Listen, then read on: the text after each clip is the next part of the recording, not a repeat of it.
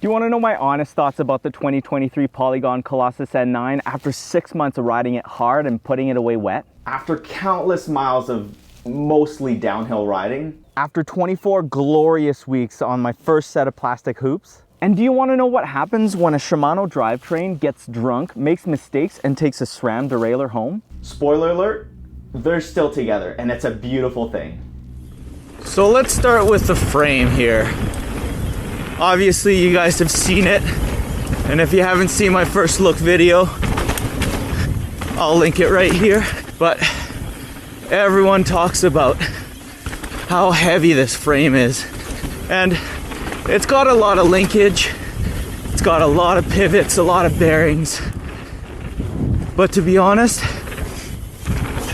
I like the extra weight. It's an aluminum bike, you know, it's not a weight weenie. And I'm not a weight weenie. So the frame's been awesome. The geometry on the bike is spot on for what it is, right? It's a enduro race bike that's meant to be ridden at least 75% down, 25% up, right? The uphill capabilities of this bike is just to get to the trailhead. That is it. Slack enough to give me a ton of confidence, even in the super steep sections. It's got a nice long wheelbase, but short chain stays, which makes it super playful and super stable at the same time. It's weird, but I like it. And finally, for climbing, again, it's nice and upright, perfect to just get the job done. So next, I do want to talk about the suspension real quick. For me, this Fox 38 and X2 combo are a great marriage. They're easy to set up, and frankly, I think that's why Polygon specs this bike with this suspension combo, is that it's just easy. No matter what you weigh, out of the box, you can just hook up your shock pump, get the right sag. You don't have to worry about spring rates and all that jazz with the coil. But the big elephant in the room is that this is a downhill mainly enduro bike. So I feel like this bike would just come alive with a coil.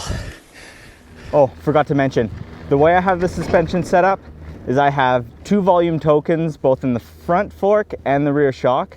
I have the front fork set up at 100 psi and the rear shock set up at 200 psi. The compression and rebound settings are stock, meaning they're exactly what Fox recommends on their website, but I've added 1 click of compression to the rear shock just to help with the bottom outs. All right, here's the new Insomnia. From what I hear, I think you need a lot of speed. This first one, a little bit short, but after that, it's all speed.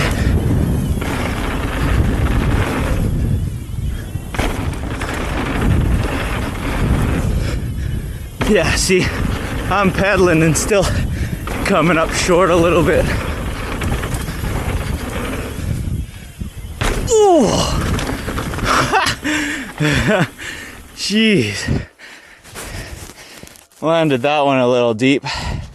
So a lot of the weight on this bike, in stock form at least, comes from the aluminum wheels and really beefy, chunky tires. So as soon as I got the opportunity to start working with Noble, I jumped on the opportunity to get myself some carbon wheels to A, lower the weight of the bike, at least the rotational mass, and swapped out the tires to something that I know, that I trust.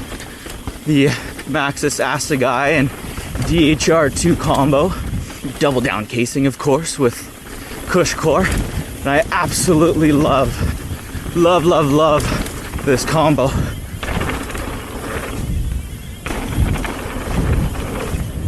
It's reliable, predictable. I know it, love it. But one thing that I've had issues with this season, I don't know, let me know in the comments if you've experienced the same, but I've got this wobble in the front tire. No matter how straight my wheels are, and they're dead straight, there's always this little wobble on my front tire. I've tried 3 different tires from Maxxis. I don't know if they just had a bad run, bad mold, or whatever happened to these tires, but they've all got a wobble in it. It's properly seated. I went through 3 different tires, and this one had the least wobble. So anyways, just stuck with it. But this might be time to try something new. I've really been liking the Magic Marys on the e-bike, and this bike does come with Magic Marys, so I may end up going back to it. I don't know. Let me know if you guys have had issues with that in the past and what you've done to correct it, or there's something I'm missing. I don't know. This bike here's got the TR37s from Noble. I ended up going with the Industry 9 Hydras. They sound amazing.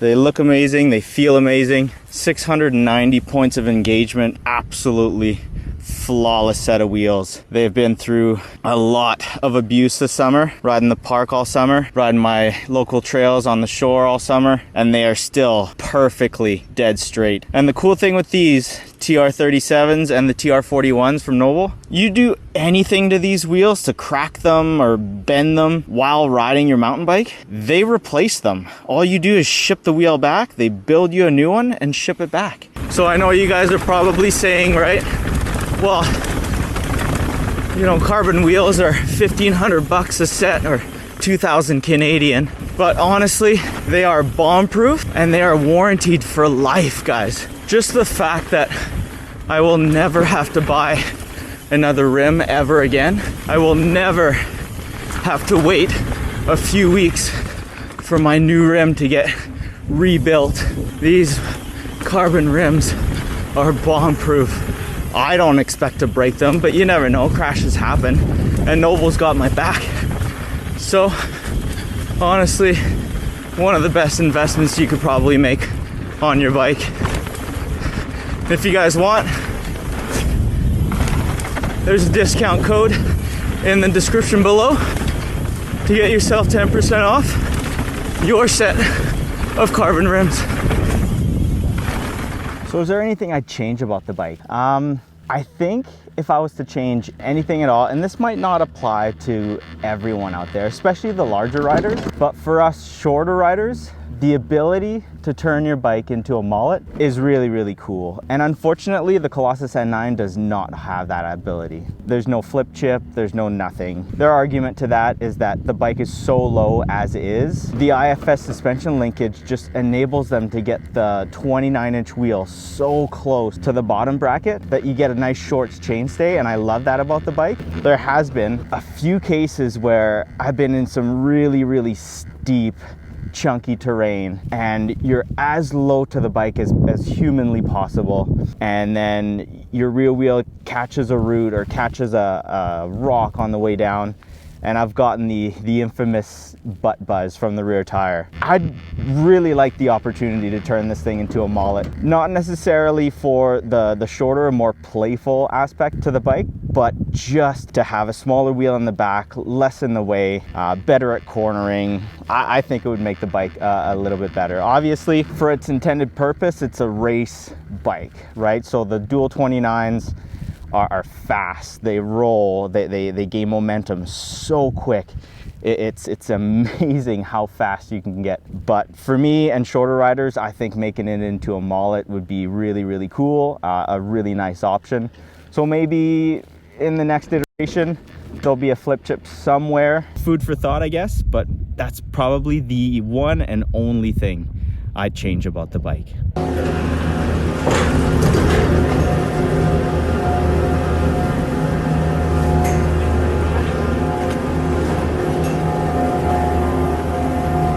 Thanks, man.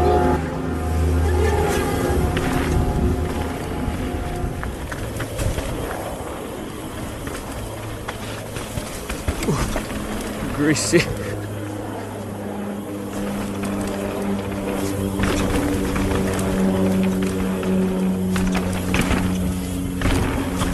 So one of the components that I've been jacked on this whole season, in fact, I run them on 2 of my main bikes now, are the TRP brakes. More specifically, the TRP DHR Evos with the big 2.3 mil rotors. These things are money. If you guys are in between, if all you've tried is Shimano and SRAM, give the TRPs a try. You will not be disappointed. They are the absolute love child between the 2 brands. They've got that bite point and reliability of the Shimanos, and you can feather them just like the SRAM. They're absolutely awesome. Now, up until then, I think my favorite brake of choice would have been the Shimano. I love that instant grab point. I love how reliable they are, how quiet they are. I've been loving them. I had F-Selects and XTs before. I have XTs on my other bike. But I tried these, and as soon as the brake pads got worn in and the discs got bed in, that was game on. Just perfect brakes, in my opinion. I will do my best to run them on absolutely every bike that I can. So I've touched on the frame, the linkage, and the rear suspension for this bike, but one thing I haven't talked about yet is the front fork. And to me, this bike is perfectly suited for this 38. I mean, oh, it is stiff, responsive, plush, everything you want in a fork. Obviously, this is the performance version with just the simple grip damper. You get rebound and a compression knob here for climbing, but that's all you need, really.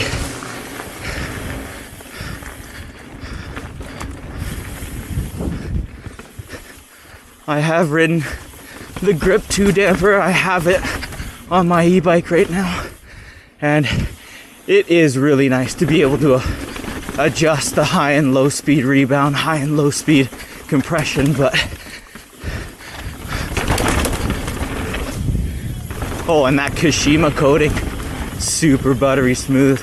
But to be honest, it is a very, very small difference between the two. This feels, if you close your eyes and you tune it right, this feels just as good as the Grip 2. I love it. Let's do this box here. Woo!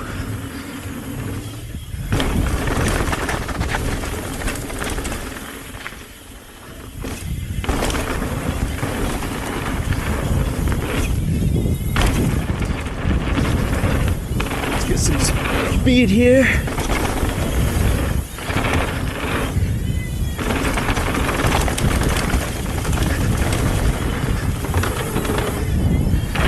But yeah, I'm glad it comes with a 38. If you're gonna ride a lot of bike park and downhill stuff like this, the 38, the stiffness on it is awesome. The one thing it's not good at is weight. It's a heavy fork. So if you're gonna use the Collosus as your one bike to do it all, the 38, in my opinion, unless you're a bigger rider, is a little overkill. But it feels great. It's stiff. It's everything a fox fork should feel like.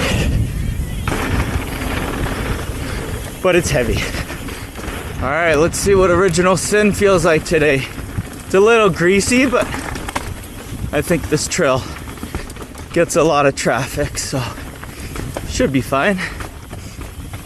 Take it slow, take it easy.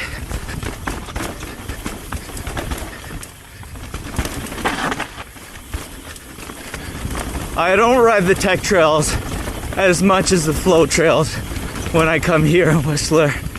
I don't know, it's not my strong point. I like to jump, I like to be in the air. The tech trails kind of scare me a little bit. It's just not my comfort zone. But I do want to get better, and this bike has definitely helped me towards that goal.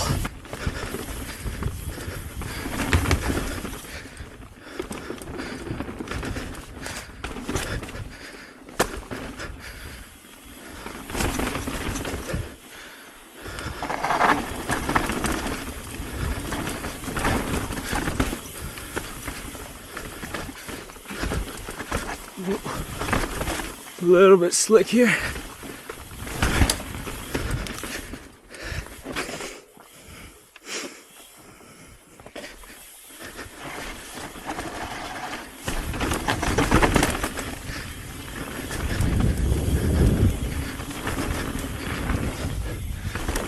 So how about this Shimano drivetrain? To be honest, I didn't know what to expect. All I knew was I really wanted to try electronic shifting. I love the cost, durability, and reliability of Shimano drivetrains, but they just don't have an electronic option. So I got this wireless GX upgrade kit with the shifter and derailleur, put it on, kept everything else Shimano. And you know what? It's been great. It's super accurate, and I think I get the best of both worlds. As you guys know, the SRAM cassettes have a huge gap between the second to last and granny gear. So you get a big bump. It's either too hard or too easy. At least the Shimano's got a nice gradual feel. So you get the ergonomics and shifting accuracy of the SRAM axis, and you get the awesome gear ratio and durability of the rest of the Shimano drivetrain. It's a perfect match. But here's the thing. I may not be keeping this setup on this bike.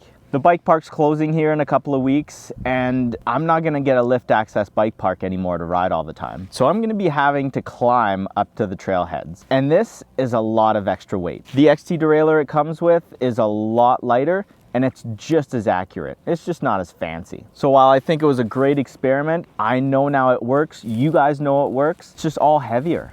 The other thing too is that I've heard a lot of people have issues with these and big compressions, and the North Shore is full of those. The extra weight of the battery and motor just beat up derailleur hangers. They'll just snap and bend, and you guys know what happens when a derailleur hanger bends. Your derailleur goes right into your spokes and it creates a lot of damage. So the last thing I want to my $900 derailleur is to go into my brand new wheel and wreck it. So unfortunately, I'm gonna have to break up these lovebirds and put the XT derailleur right back onto it. So who's this bike really for?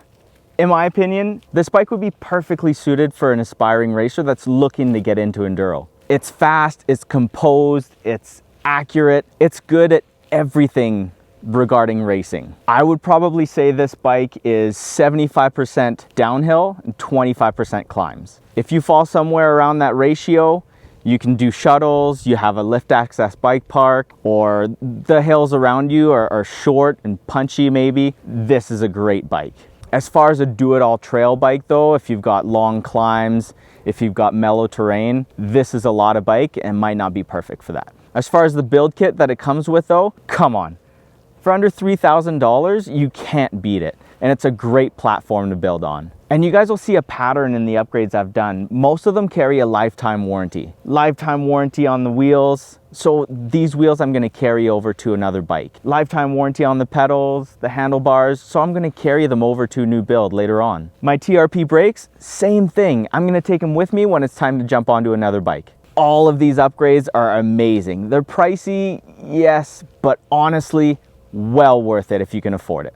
So if you're in the market for a burly enduro bike that's great at the descents and okay at the climbs, consider using my link in the description. It helps the channel out a ton and it doesn't cost you a single cent. If you guys want to see this bike in action all around the Whistler Bike Park, this video up here has got you covered.